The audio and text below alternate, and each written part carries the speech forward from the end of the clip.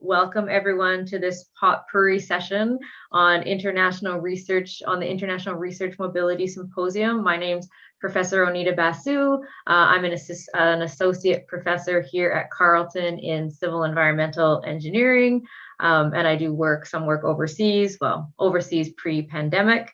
Today we have 3 talks in our session, ranging from frozen grounds to urban sprawl and Russia-West relations. So just a reminder for the speakers, you have 10 minutes for your talk, and I'll give you a 1-minute warning.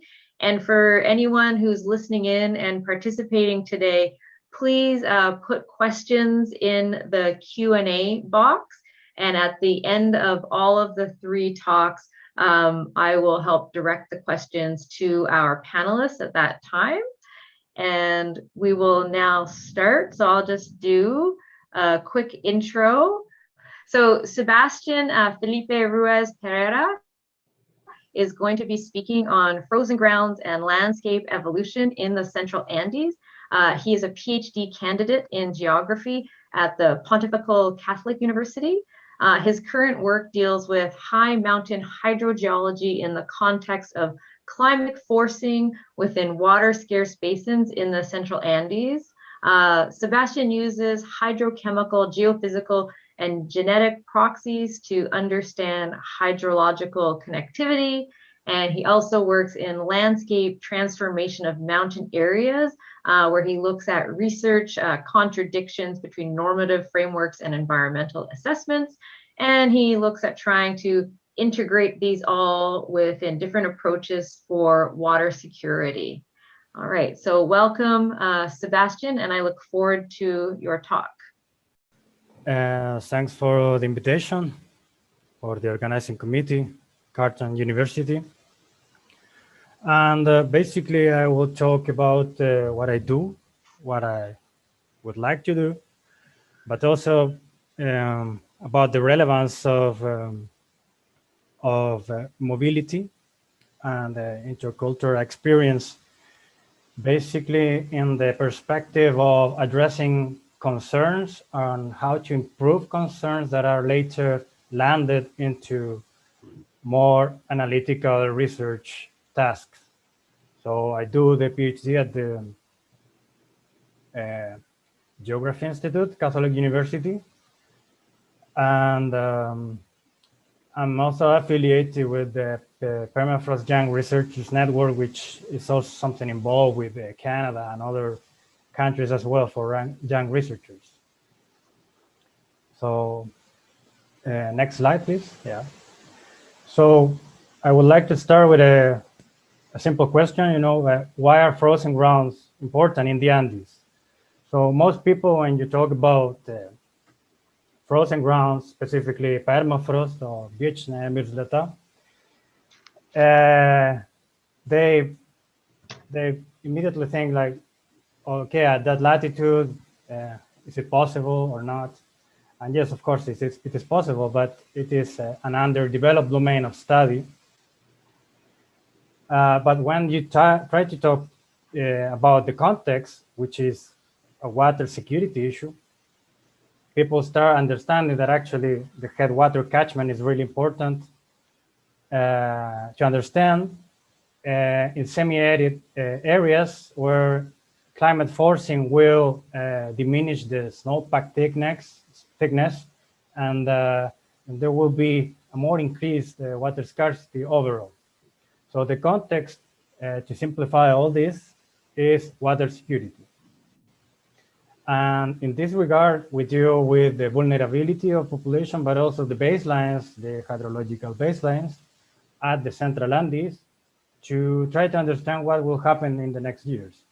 And of course, if we understand that at mountain areas, we have groundwater related to fault systems, related to glaciers, to rock glaciers, it is very important to understand and to baseline all these things.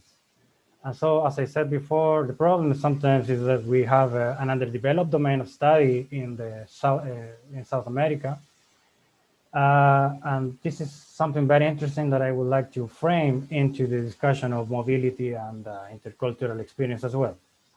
So the problem is water scarcity within the water security perspective, and specifically try to understand the groundwater response times in relation with climate change, but also in relation with how the legislation copes with these new elements that are becoming more important as research says that they are, okay?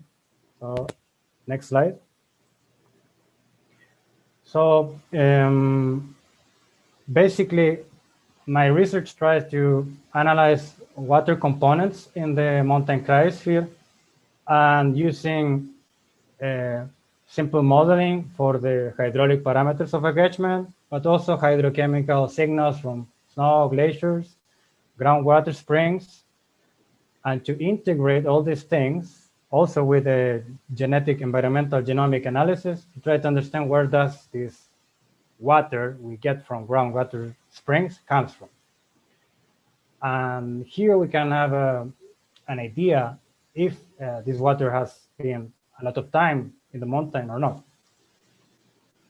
And so this deals with specific issues like mountain block recharge, which is related to fault systems in the Andes, but also what happens with permafrost degradation.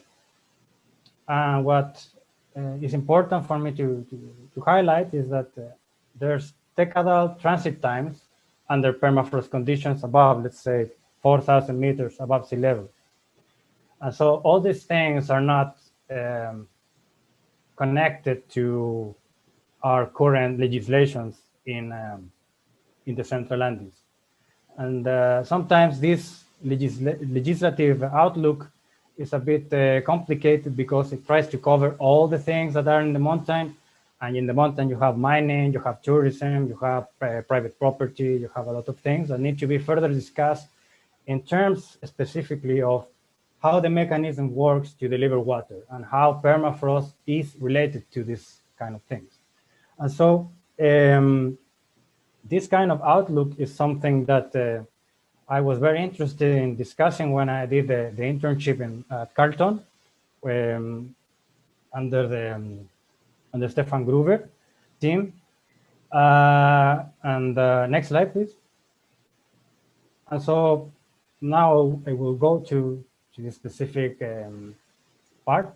So, for example, at the internship that I did at Carleton University, the team specifically of Gruber, it helped me a lot with technical questions to have a good initial proposal for developing the research. But in my opinion, there was a very important part as well because he connected me to other researchers as well in Canada and other countries that could help me a bit more in framing in other dimensions of research and concern about water security as well. So at National Resources Canada, also at McGill, for example, through the internship at Carleton, I could a bit more develop what is the concern behind, because the research behind a concern needs to be expanded in different areas. So it keeps an updated reach. And also regarding this, it's very important to notice that the Permafrost Young Research Network or the Association of Polar Early Career Scientists that have an international presence also is a very important factor in networking and also having an intercultural experience. So trying to summarize the importance that mobility has on research is basically that water security, for example, is a multi-dimensional concept. And in this concept, the legislative concern sometimes has a very local fingerprint, let's say. So in my country, it has a very profound utilitarian fingerprint. But I noticed, for example, that in Canada, regarding the water code, it has a more relaxed dimension because it always implies that it's important for human consumption, etc. And this is related with all the cryosphere elements. So this expanded a little bit what I was intending to do in terms of that. It's also important to look at the legislation and what are the concepts and the moral philosophy behind what the legislation needs to have. So as a reminder, my country doesn't have today a very specific legislation on cryosphere elements. And so I consider that the intercultural experience in terms of a mobility program with international reach does go hand in hand with expanding this concern. And hopefully it will always translate to solutions or parts of the solution that we can give as baselines, or also in terms of trying to explain better what are the elements that we need to legislate or not. So to address the concern better, the intercultural experience is something very valuable in my opinion. And that would be my presentation. Thank you. Thank you so much, Sebastian, for the highlights on your research. It's a lot to try and share so much information in 10 minutes, I think. So we'll continue and we will have a common panel discussion at the end. So next up, I have Georgette. So I will introduce Georgette.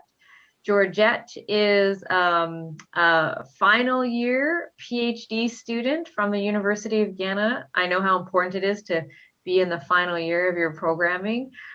She's interested in the relationship between people and their environment and exploring ways that this interaction can be mutually beneficial. Her doctoral research is specifically on urban sprawl and its consequences on sustainability in Ghana's oil city. And Georgette has previously worked extensively with USAID West Africa to implement biodiversity conservation, climate change, as well as water and sanitation projects within the West African region. Today, she's going to talk about her reflections on urban sprawl and sustainable cities. So welcome, Georgette, and it's really great to see you. Thank you, Onita. Hi, everybody. As I've been introduced, my name is Georgette Atakorah, and I'm from the University of Ghana. And I want to share my reflections on urban sprawl, what I've done so far on my research, specifically focusing on the time I was at Carleton, and then also about my research placement that I did whilst on the Queen Elizabeth program. Next slide, please. So to give you a general overview of my study area, my research is taking place in Sekondi Takoradi, which is in the western region of Ghana. And it's also now known as the Oil City. Sekondi Takoradi is actually the third largest city in Ghana. And to put it in perspective, it's about 7% of Ottawa. So it's relatively small. And it's gone through a series of economic booms and busts. You know, it's very rich in natural resources, and that's where most of the timber and cocoa in Ghana can be found. So in 2007, when oil was discovered, you know, the excitement about the oil discovery really spurred on like economic boom in the city, because there were more migrants coming in that resulted in land speculation, increases in rents, increases in housing demands, you know, because everybody had the expectation that because oil has been discovered, there's going to be a lot of job opportunities.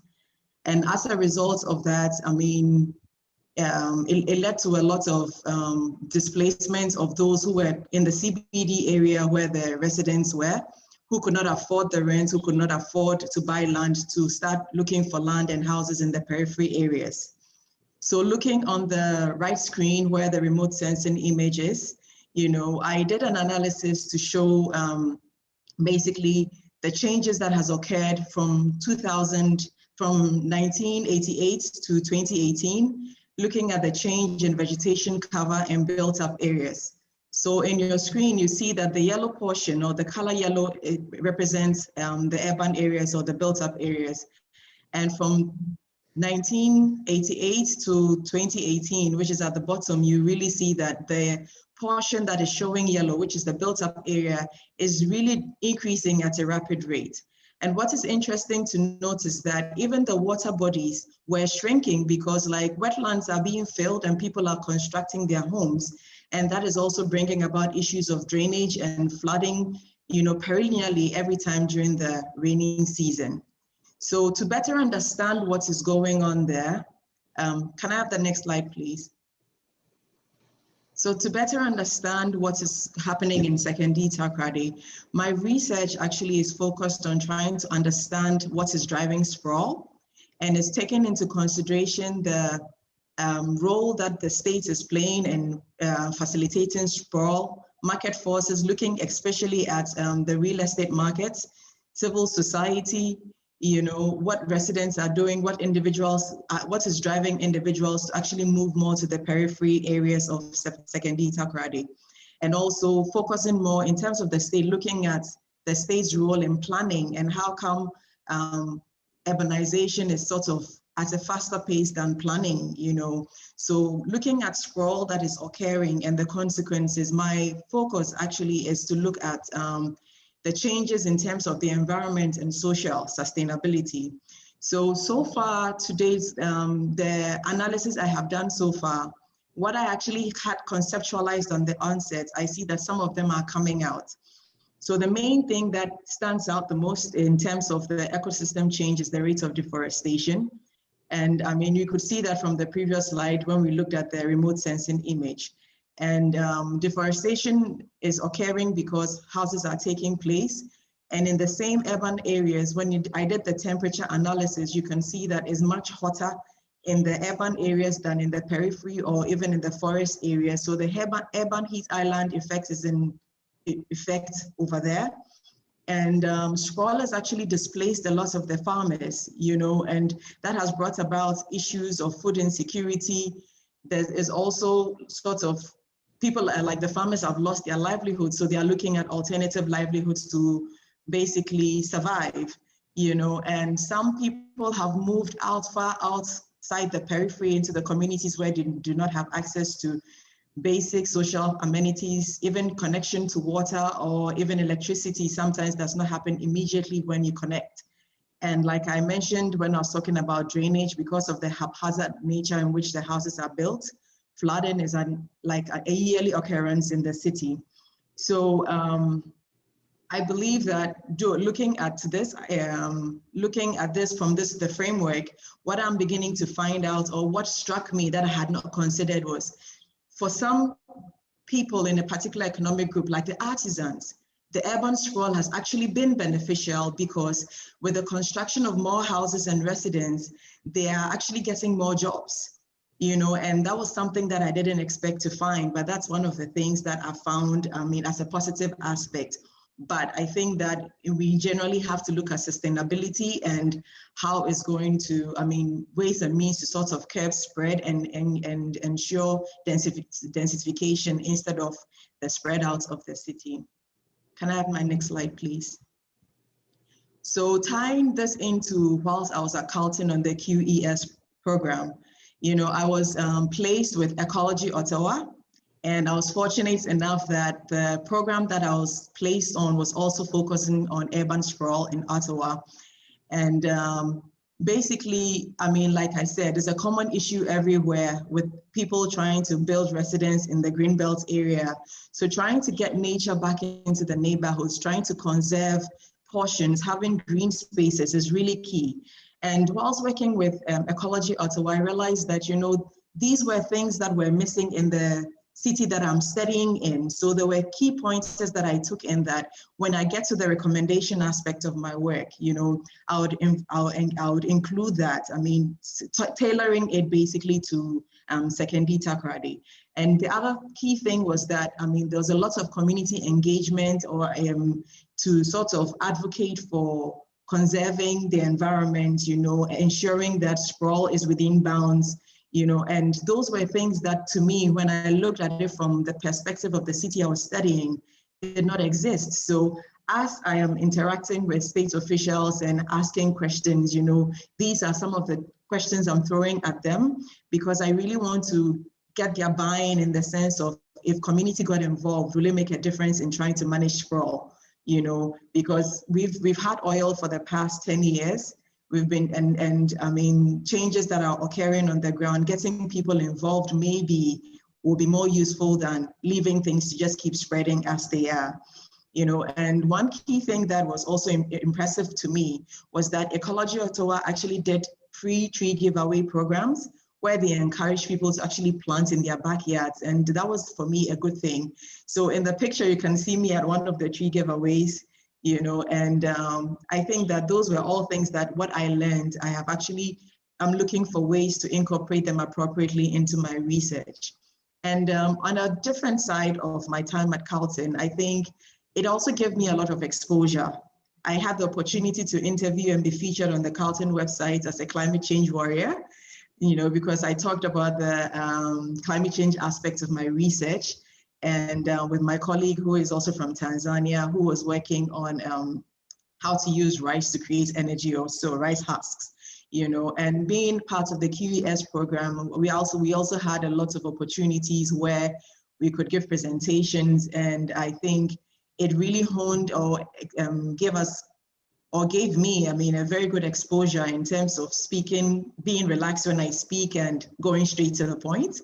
You know, we did quite a lot of 10 minutes presentations, and you probably had a bit more slides. So it was very good for me, and all those qualities that I picked up from, I believe that when I came back to Ghana, in giving my presentations at my department and all of those, I mean, it's been helpful to me, you know. So I'm really grateful, and I'm happy to have had the opportunity to learn from Carleton, learn from Ecology Ottawa, and integrate it into my research. Thank you very much. Thank you so much, Georgette. It was really great to see you again. So Krzysztof Żęgota is assistant professor at the Institute of Political Science at the University of Warmia and Mazuri in Poland. And he's going to share with us his experiences and research on political relations between Russia and the West, which I'm very interested to hear his perspective on. And his research interests also focus on the Polish-Russian cross-border cooperation and EU-Russian relations and theory of international relations. Welcome, Krzysztof. Thank you for the opportunity of being here and participate in this very, very interesting seminar. Let me introduce myself. My name is Krzysztof Żęgota. As Onita said, I'm assistant professor in Institute of Political Science at University of Warmia and Mazuri in Olsztyn, in northeastern part of Poland. Geographical location of my city and my region determines to some extent area of my research and scientific interest. I'm going to say about this in the next parts of my presentation. Next slide, please. A few words about my experience with regard to Carleton University. I carried out in 2019 three-month-long internship in Department of Political Science at Carleton University. This internship was financed by sources of the European Union. I've carried out scientific queries in Carleton Library. I also carried out scientific consultations with professors of Department of Political Science at Carleton University, and I participated in conferences and seminars at Carleton University. Of course, my supervisor author of my internship was Professor Piotr Dudkiewicz, which is a scientist and specialist in Russian issues and relations between Poland and Russia. And his name was even mentioned at the time of first panel of this seminar. So it's very interesting issue, very important and significant area of interest, scientific interest, and very important scientist Professor Piotr Dudkiewicz.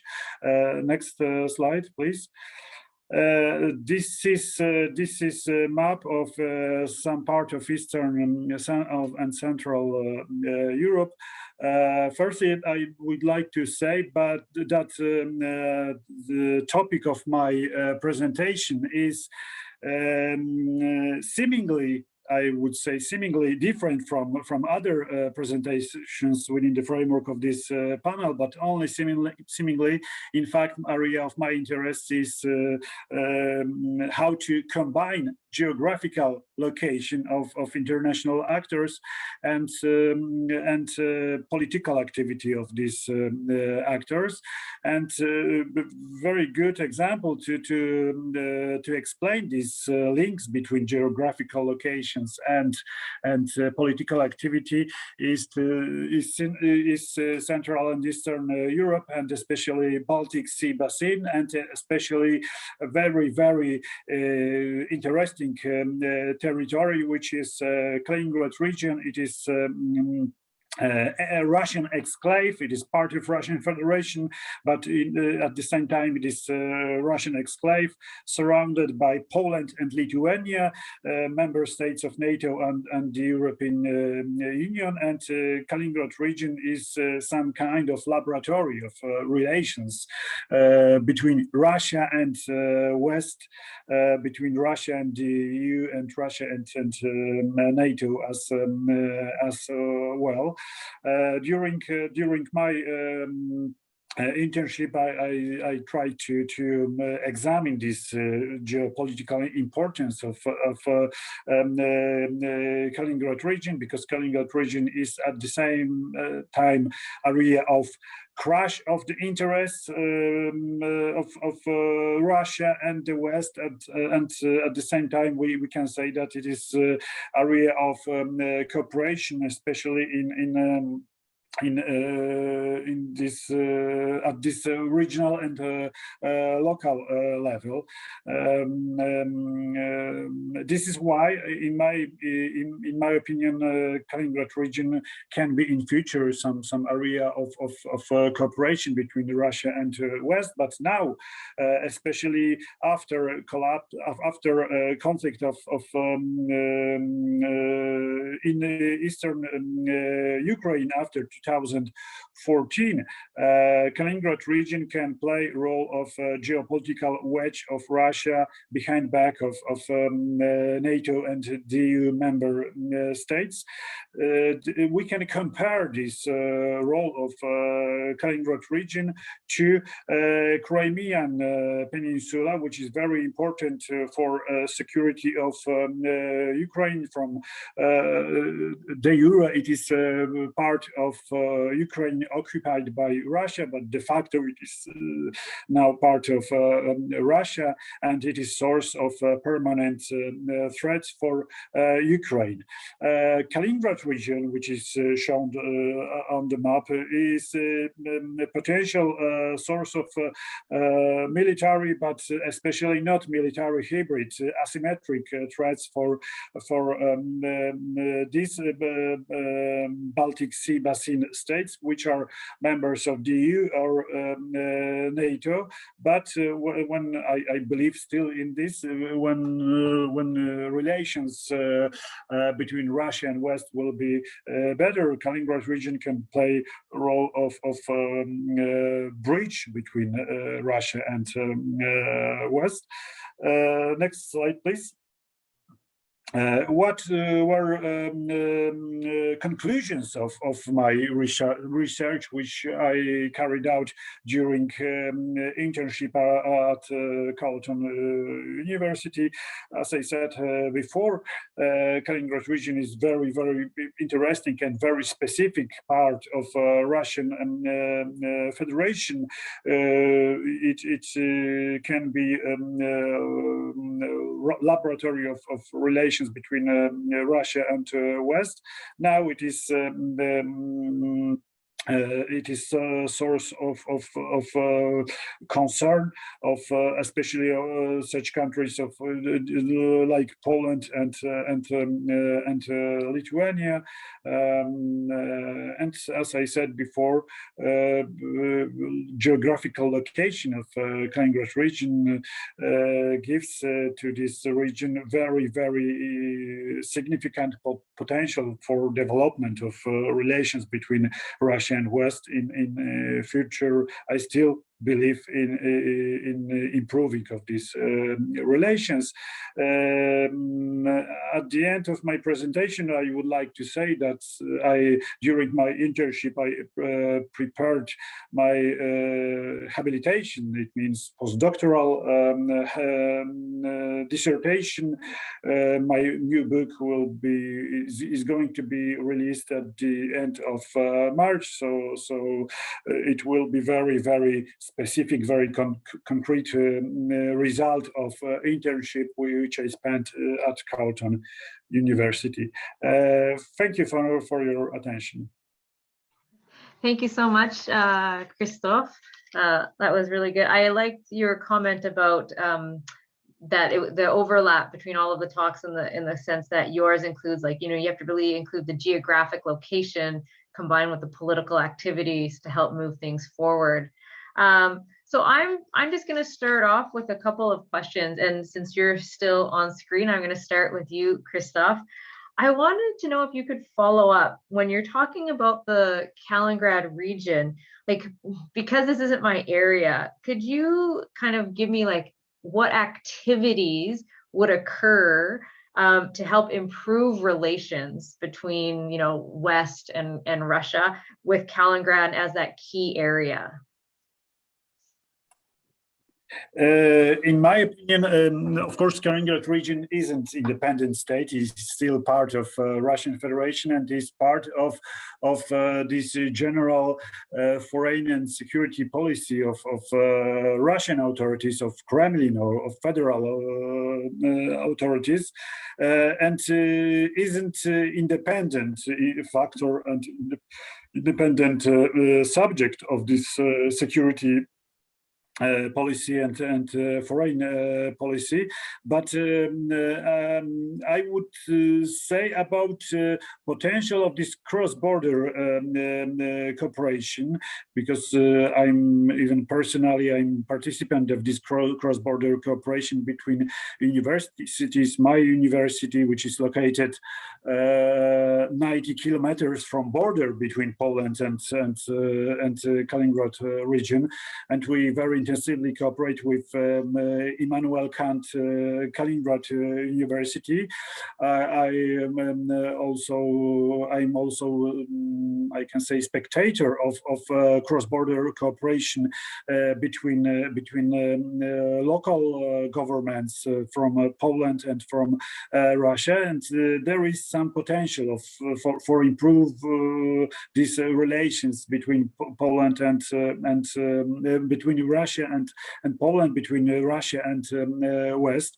Talking about threats from Kaliningrad region, I still emphasize during the discussions with our Western partners and even scientific and personal friends from Russia, from Kaliningrad especially, that in my opinion there is no straightly military threats from Kaliningrad. We can say about not military asymmetric threats connected with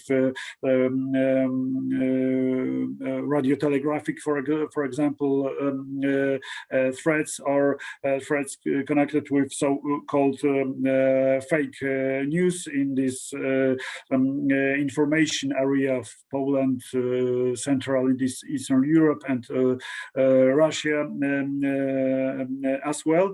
That, but as I said before, Kaliningrad region isn't independent subject of Russian foreign and security policy. And in my opinion, we need some even not personal, but we need some changes in Russia with regard to understanding for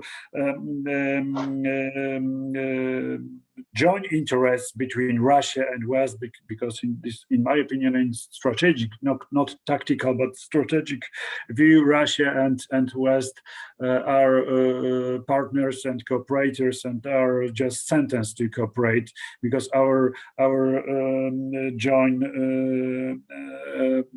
enemy is Chinese People's Republic, in fact. So this is my view on this both regional and global issues with regard to security of Europe, security of Russia.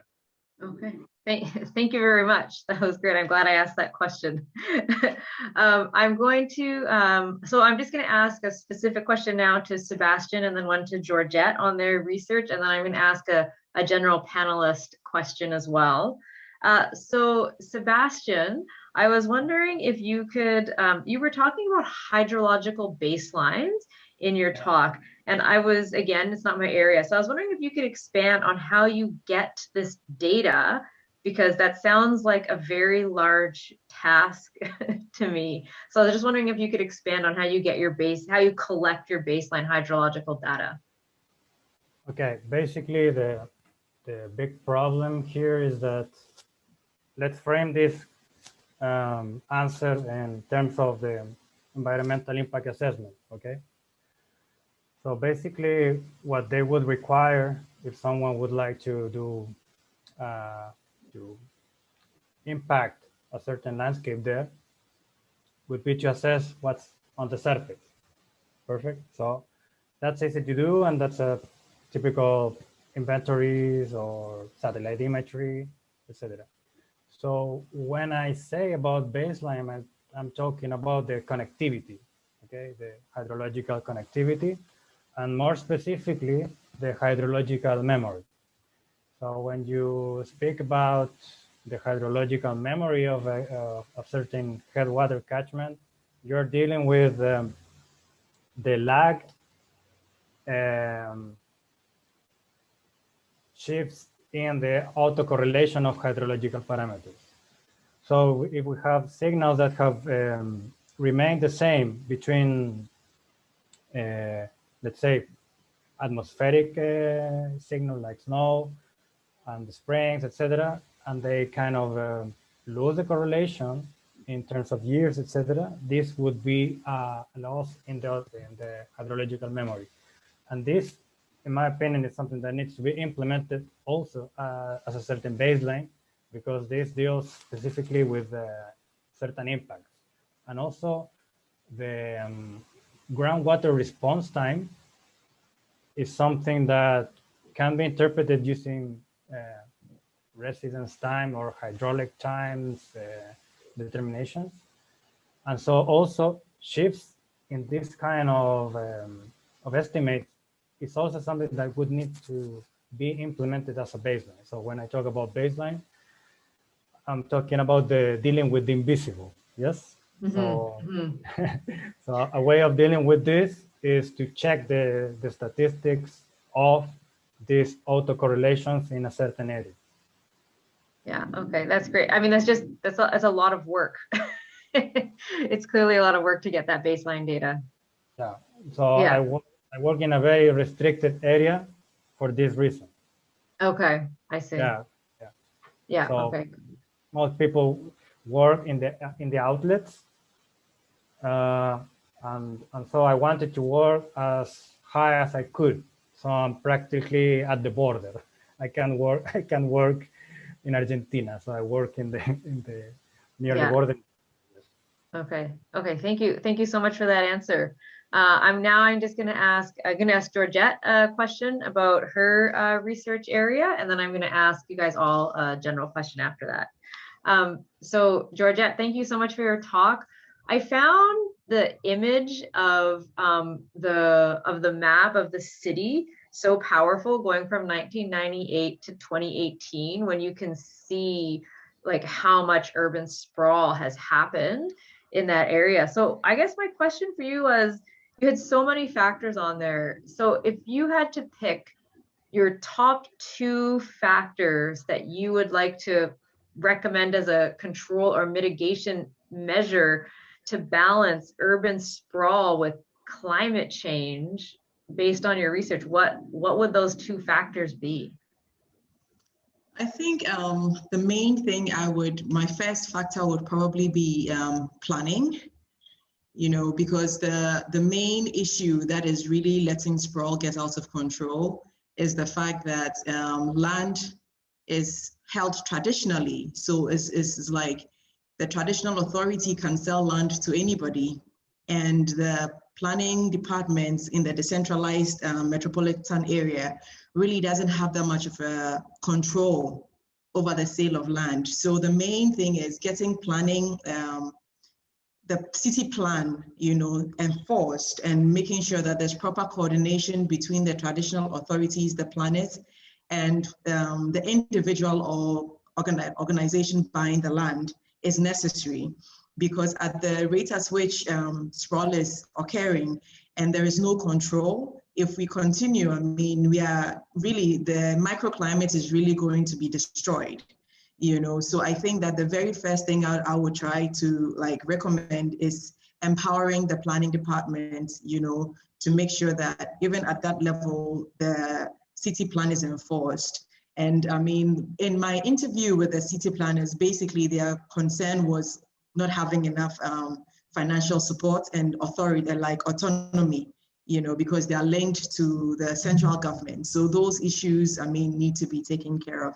And I also think that in terms of climate change, with the respondents that I interviewed, they had a sense, because one of the questions I tried to ask was given, over the past 10 years that they've been in the community, have they seen any change in the weather? How do they feel? Is it colder? Is it hotter? And you realize that everyone's like, oh, now it's hotter. We don't have more trees. All the animals are gone. So people relatively have some idea, of the change that is occurring. So I think that taking the knowledge I gained from Ecology Ottawa about encouraging community engagement, is one way. It's going to be on a very small, little by little basis. But I think that when we get people up to speed, to know how, the difference they can make with their voice, given what is happening in the environment, it will be really key.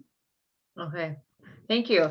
In fact, that your one of the comments you made leads me into the general question that I wanted to ask everyone. And I'll start with you because you're here. So my general question was, how did your internship at Carleton facilitate your views on your research and moving forward? And did you develop any kind of network while you were here, either with people at Carleton, or I know for you had a large cohort. So just wondering if you could comment on that, and then I'm going to ask everyone else the same question. Okay. I think I was fortunate enough that the organization I was placed with was really working within my field. So that was a big plus for me, and like I said, what we worked on, what we discussed sort of gave me ideas for my research work. And I am highlighting my connections at Carleton. I think that it was probably one of the best networks I've had in a very long time, outside a working environment. And it was really good because almost all the presentations we had, the audience, was engaging. And after the presentations, they engaged, asked more questions, and I had a situation where a lady talked to me about, oh, do you know about Coady Institute? They actually African women who are into climate change. This is a good thing, so let me link you up with someone there, communicate with the person. And funny enough, the lady she connected me with also had done some research in South Africa on sprawl, you know, so it was a very perfect network for me, you know, and I think that, like I said, the exposure that I got on the QES program in terms of presentation, in terms of the writing class that we took, I mean, it's really transformed the way I do things, you know, and the ease and like I'm happier presenting, you know, even if it's succinctly. I mean, I feel like I know how to go straight to the point because you, Onita, helped me. And I'm grateful, you know, so I had a good time, and I'm thankful that it's really impacted my life in many ways. Thank you very much. Thank you so much, Georgette. It's really good to see you again too. All right. Okay, so I'll ask, I'm gonna go in reverse order. So Sebastian, perhaps you can tell us about your experiences with the internship program that you participated in at Carleton, and any connections that you've made or outcomes that it helped facilitate with your research.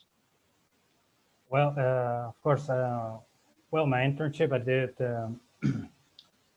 with Stefan Gruber's team, okay? But I also met a lot of people from the other departments that worked with specifically with the glaciology, and also Chris Byrne, which I met in France, but we talked because it was related to Carleton as well. And of course, all these contacts or brief conversations, they helped bit by bit to consolidate what was my specific concern, let's say the analytical concern. But as I mentioned in my presentation, the importance that I found is also that the concern expanded when talking with different actors that have a long-term knowledge about the terrestrial cryosphere in Canada, and most importantly, in populated areas. So I work in basically deserts, okay? I work where there's no people living there, okay? So my object of analysis is not related with the impacts on people's lives, okay? So knowing the reality and the impacts and the outlook and the legislative outlook that is assessed, for example, with the research teams in Carleton, is very valuable because it expanded the dimension of my concern. And this is why nowadays I try to always integrate that in this kind of more analytical or hydrochemical stuff. So I think this is vital, and as I said before, it keeps your motivation updated because it's always expanding to new actors and trying to reach them all as well. So okay, that's it. Okay, great. Thank you so much, Sebastian, for sharing your comments with us. So it's such a tight time. So I'm going to move on for Krzysztof to ask the same question. So just a little bit about how the internship was, you know, hopefully helpful while you're here in Canada at Carleton, and maybe some of the connections or things, skill sets that you developed through it. First of all, as I said before, very specific, very concrete result of my internship is a book which is going to be released in this month. It will be a book about these issues of influence of Kaliningrad region on security issues in Central and Eastern Europe, not only from perspective of Polish and Russian scientists and security interests, but also from point of view of general Western scientists, from point of view of Western scientists. This is why internship at Carleton University was very, very important. Another point is that I was very surprised by this how important for Canadian scientists from area of political science are issues of security and international relations in Central and Eastern Europe. I always thought that it is far away from Ottawa, from Ontario, and there is no interest in these issues. But I was surprised by this situation. But that many scientists from Department of Political Science are interested and quite familiar with this East European issues. Of course, I started to cooperate with scientists from Carleton, from the Department of Political Science, with my supervisor, Professor Dudkiewicz, which is a specialist in these issues of Russian developments, I can say that. But also with other scientists, I would like to even pass on greetings, not only to Professor Dudkiewicz, but also to Professor Jeff Sahadeo or Professor Joanna Debordeleven from Department of Political Science, which helped me in carrying on this internship and who participated in consultations with me. And I hope that there will be an opportunity in the future to carry on some joint research projects with scientists from Carleton University. Okay.